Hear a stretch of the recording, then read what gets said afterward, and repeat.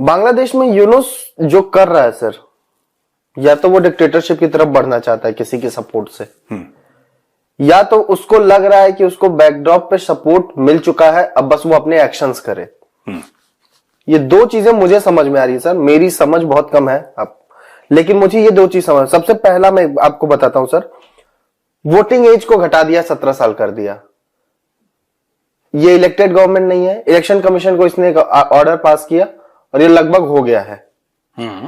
दूसरी चीज, बीएनपी इस पे पलटवार कर रही है, ये इलेक्शन जानबूझ के लेट कर रहा है। इसने बोला था भी कुछ दिन पहले कि 2025 के एंड में या 2026 में की शुरुआत में होगा। वो इस स्पीच आप देखेंगे, उसमें पढ़ेंगे तो समझ में आता है कि वो 2026 की शुरुआत में बात कर रहा है। हाँ। यानी कि वो 1 साल का अपना रोड मैप तैयार कर चुका है। तो वो क्या करना चाहता है सर? पहले तो आप अपना फोन साइलेंट करिए, मैं ये चाहता हूं, फिर मैं यूनुस के बारे में बाद में बताऊंगा। अच्छा, ऐसा है प्रोड्यूसर जी, बड़ा स्टाइल से फेंका तुमने फोन। अच्छा सुनो, ऐसा है प्रोड्यूसर कि 2-3 चीजें हैं हमें समझने की जरूरत है जी। बांग्लादेशी ऐसा नहीं कि पहले बहुत इंटेलिजेंट थे तो उनको बेवकूफ बनाना आसान है। देखिए, सबसे पहले अगर पाकिस्तान ने भी यही काम करा था ना, पाकिस्तान के जब जनरल्स को अय्याशी करनी थी, और ये जो पाकिस्तानी अगर हमारा प्रोग्राम देख रहे हैं उनको पता लग जाएगा कि मैं बात सच कह रहा हूं कि गलत कह रहा हूं, और अगर मैं गलत कह रहा हूं तो लिखना कि मेजर साहब ये आपने बात गलत करी। जब पाकिस्तानी जनरल्स को, पाकिस्तानी फौज के जर्नलों को अय्याशी करनी थी, बड़े बड़े एकड़ों के फार्म हाउस लेने थे, लंदन में अपार्टमेंट्स लेने थे, दुबई में उनको अपने प्लाजे बनाने थे, शॉपिंग मॉल्स बनाने थे, अपनी प्रॉपर्टीज यूरोप भर, अमेरिका भर में वो करनी थी, तो यार वो कैसे करेंगे? आपकी तनख्वाह तो बड़ी कम है। तो आपको सबसे पहले लोगों को, और ये पाकिस्तान के कॉन्टेक्स्ट में, पाकिस्तान के परिप्रेक्ष्य में मैं आपको समझा रहा हूं जी, सबसे पहले आपको लोगों को यह बताना पड़ेगा कि एक बाहर का दुश्मन है जो आपको नस्तनाबूद करना चाहता है। सबसे पहले आपने, इसको हम लोग कहते हैं एक्सटर्नलाइजेशन ऑफ थ्रेट। आपने थ्रेट को एक्सटर्नलाइज कर दिया, ठीक है। अब आपने एक्सटर्नलाइज कर दिया थ्रेट को, और आपने बोला कि ठीक है साहब, डन है, कोई दिक्कत नहीं है। ये फिर आपने बोला कि वो हिंदू है और तुमसे 5 गुना तादाद में ज्यादा है, वो तुम्हें he will eat you up, वो तुम्हें खा जाएगा। फिर आपने एक और स्टोरी सुनाई कि भारत ने कभी भी पाकिस्तान का वजूद तस्लीम नहीं करा, पाकिस्तान ने, हिंदुस्तान ने कभी माना ही नहीं। हमारा वहां पे हाई कमिश्नर बैठता है इस्लामाबाद में, अब नहीं बैठता, एक काफी टाइम से बैठ रहा था, उनके लोग काफी टाइम से हमारे सामने यहां पे बैठ रहे थे।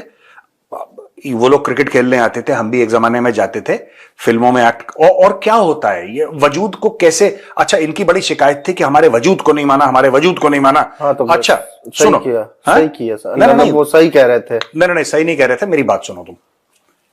बात यह है कि हमारे वजूद को नहीं माना, वजूद को नहीं माना, तो यही वजूद वाला जो इनकी जो छुनछुना था, जो उन्होंने अपनी जाहिल कौम को, आवाम को, खास तौर से पाकिस्तानी पंजाब की जो जाहिल कौम है, आवाम है, उसको समझाने के लिए अटल जी चले गए मीनार पाकिस्तान, अडवाणी जी भी चले गए पाकिस्तान।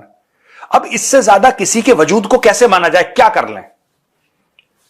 आपको अगर किसी मुल्क का वजूद मानना है तो डिप्लोमेटिक टाइज आपकी हैं, ट्रेड आपकी, आज की तारीख में नहीं, आज की तारीख में तो खराब है, बट मैं थ्रू आउट बोल रहा हूं, ट्रेड चली आपकी, ठीक है, आपके हाई कमीशंस चालू थे, आपकी पार्टनरशिप हुई कई चीजों में, सामान यहां गया, यहां से वहां गया, राइट, लोग आते थे यहां पे, प्रोजेक्ट्स करते थे भारत में। और कैसे किसी मुल्क का मीनार पाकिस्तान में जाके अटल जी ने बोल दिया कि हां ठीक है, वेरी गुड, वहां पे लिख दिया, इनको लिखित में दे दिया, ये फिर पगलाए हुए हैं पाकिस्तानी, देखिए ना।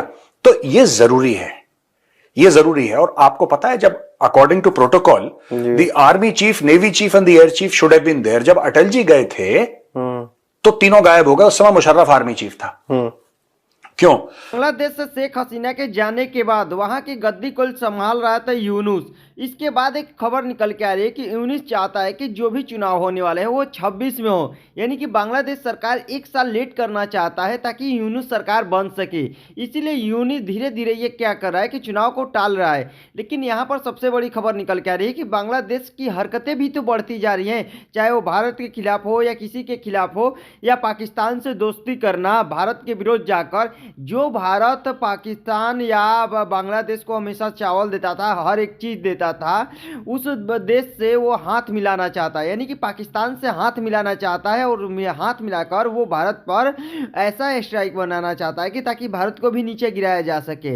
लेकिन यहाँ पर सबसे बड़ी बात है कि यही चाहता है यूनुस कि एक साल अगर चुनाव लेट कर देते हैं तो धीरे धीरे लोग समझ जाएंगे कि यहाँ का कोई सरकार है तो यूनुस सरकार है, वो धीरे धीरे विकास कर रहा है, यानी कि वहाँ पर जो भी हालात है उसे सही कर दिया और चुनाव वही जीत जाएगा। यानी कि बांग्लादेशियों के मन में यही भरना चाहता है ताकि हम चुनाव जीत सके। लेकिन जहां पर भारत के खिलाफ ये यूनुस सरकार बोल रहा है, इसको भी जवाब देना चाहिए भारत सरकार को, क्योंकि जिस तरह से बांग्लादेशियों ने हमारे हिंदुओं पर अत्याचार किया, हिंदुओं को मारा और हिंदू मंदिरों को तोड़ा, इस पर तो एक्शन लेना चाहिए।